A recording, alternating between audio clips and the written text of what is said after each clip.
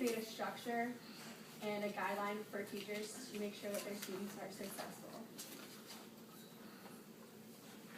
The definition of developmentally appropriate practice, or DAP, is, if you guys want to put the first part on your worksheet, the first one, it has like a spot for definition. And it is defined as teaching practice based on observation, responsiveness to children as learners with unique developing abilities. Excuse me.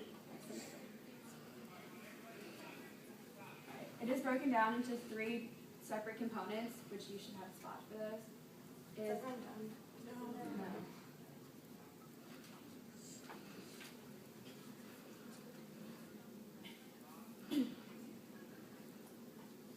And cultural responsiveness. Yeah. All right. Do you need another sheet? Yeah, I wrote in the wrong spot because I'm stupid.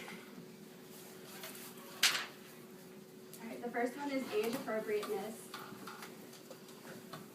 which is the age of a child, indicates basic abilities, outlooks, behaviors,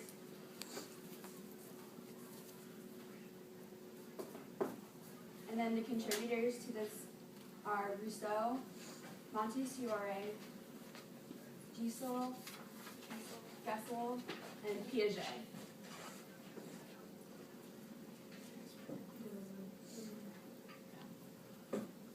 Could be confusing.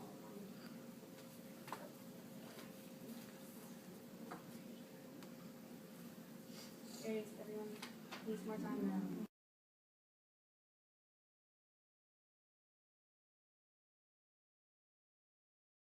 Are integrated in the activities and opportunities of the program. Okay, how DAP benefits the children. Children construct their own learning. It enhances opportunities to make connections, provides structure. Today, young school children are expected to act more and more like adults. Even in kindergarten, they sit at desks, fill out worksheets, and take tests. Some believe this approach makes our kids smarter, but research shows otherwise. Before you, as a teacher, before you even think about the activities you're going to do, you need to figure out where they are. Like, especially if you aren't kindergarten, so you aren't their first classroom, whether you're first or second grade, you need to talk to the teacher about what they've done already. That way you know what they know and what they don't know, so that you can kind of go in the middle, so that it's not too easy, but it's not too hard, and then plan your structure around it.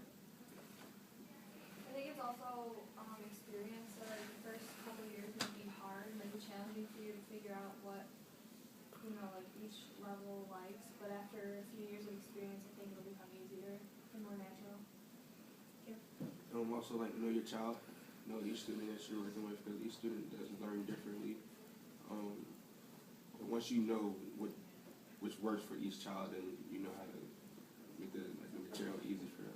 Good stuff. It's like individual appropriateness, yeah. And then what Christine said is like the age appropriateness. So. Yeah. Good job. All right, developmental domains. When planning educational experiences as teachers, you have to consider the concept of the whole child. So you have to all aspects of human growth are interrelated, and we use developmental domains to define and express how children grow and develop. Give you a hot set to look at me.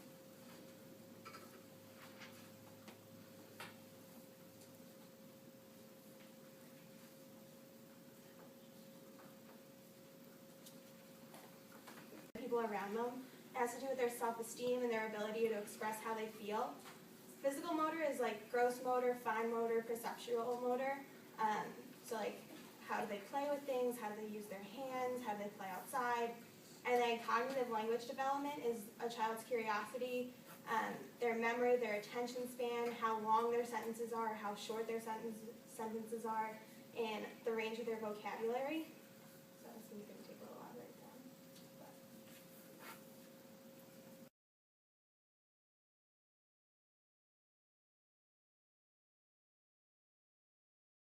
major developmental domains are the important ones, but there are those extra ones that are added when you do the areas of growth circles.